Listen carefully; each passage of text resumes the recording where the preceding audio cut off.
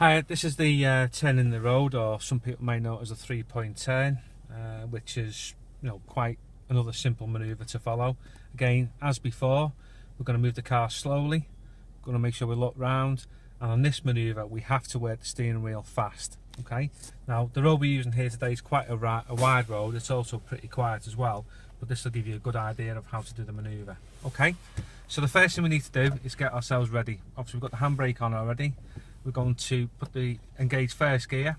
I will bring the clutch up to the biting point and set a little bit of gas. Now, a couple of things to remember on this, on most turning roads, is a lot of roads have what we call a camber, I should say, which allows the water to drain off. Now this one has got a camber which is slightly higher on the right hand side, so we're more than likely going to need a little bit of gas to get the car slightly up the hill. Okay, and again, when we're coming backwards, the car will pick up speed as we come backwards towards the curb. So again, we'll be using the clutch but also using the brake as well.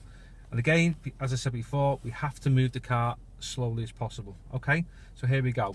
Into first gear, clutch is near the bite, little touch of gas. Okay, I've got my hand on the handbrake. I'm checking all three mirrors. 1, 2, 3. I'll check the blind spot. I'll have a quick check behind as well. Okay, and here we go, moving the car very slowly. As soon as you move the car, work the wheel as fast as you can. Here we go, pull push technique. Okay, so 2 really big full turns gets the car moving. I'm looking down the road behind me, making sure there's nothing coming, checking all the mirrors. Okay, now as I get 3/4 of the way across, I'm looking for the curb on the far side.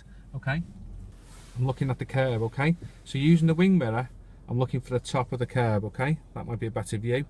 Now when I see a gap which is around about 4 inches high, I will know I'll need to stop the car. As we get closer to the curb now, talking about that gap, using the bottom of the wing mirror and the top of the curb, I can see a gap starting to appear now. Okay, what I will now do is work the wheel to the left, get as much turn on as I can to the left. Okay, before stopping the car. Okay, I've now got my gap, okay, which is roughly top of the curb to the top of the wing mirror, which is about 4 inches. Okay, I've secured the car by putting the handbrake on, and I've put the... Okay, now by turning the wheel to the left, that also will help you to understand which way to turn the wheel going backwards. Okay, so again, this is the reverse manoeuvre now. Okay, so we're going to be checking rounders again. Okay, just have a quick look before I start moving the gears. I'm now selecting reverse gear, okay, which is engaged. Little bit of gas, and I'm checking around again, making sure there's nothing moving behind me. Okay, predominantly looking out of the back window. Okay, also checking to the right. It's a full lock to the left. Okay, as you can see by myself working the wheel going forwards, I haven't got a lot to do with the steering wheel. So again, I'm checking round. I'm also looking round to the right. Okay, now for the slightly taller people, if you can look behind you out of the back window, you can see the curb behind you. Not sure whether we can pick that up on the camera or not yet, but again, if you're looking behind you, you can see the curb in this window behind me when I'm pointing now. Okay, so for anybody else, if you can't see that, then what I suggest you do is to use your right hand wing mirror, and as the curb disappears in the wing mirror, then you must stop. Okay, so again, we're halfway across the road now. Okay, so what I'm doing now, I'm looking round, there's nothing coming, the car's moving nice and slowly. I'm looking out the back window. 3/4 of the way across, the curb is still in the window behind me, and I can still see it in my right hand wing mirror as well. Okay, so as I get further and further close to the curb, I now will start working the wheel to the right. This is the most important part of this manoeuvre for me, is to work that wheel as much as you can. Okay, to get as much turn to the right as you can. Okay, curb in the wing mirror has gone, it's also gone behind me, so I'm going to stop the car now. Secure it with the handbrake. Okay, now into first gear. On a slight slope, obviously with the camber in the road, so I'm going to find the bike first. Little touch of gas. I'm checking round, checking my blind spots as well to make sure there's nothing moving, and I'm working the wheel to the right. Okay. Now by working the wheel before we stopped, we have enough turn on the wheel to turn the car comfortably to the right hand side. Okay, and we'll just stop over on the left hand side,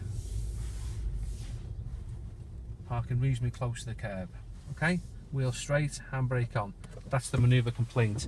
Now, with any of the manoeuvres, again, with the reversing around the corner, which I did forget to say before, is you do get the chance to correct them. Okay, with the turn in the road, okay, you can do what we call a 5-point turn, which would be, if you think you're going to hit the curb going forwards, you stop, reverse the car backwards, and then come forwards again. Also with the, I should say, the reversing around the corner, we do get the chance to correct that on the basis of moving the car forward, staying within the confines of the road. We can straighten the car up and come back, and that's the same for all manoeuvres. We get the chance to correct them. Only one correction, so commonly known as a shunt. Basically, it's readjusting the car to make sure you're satisfied that you're happy to leave your car in that safe position. Okay, right, we'll move on to the next manoeuvre now. Thank you.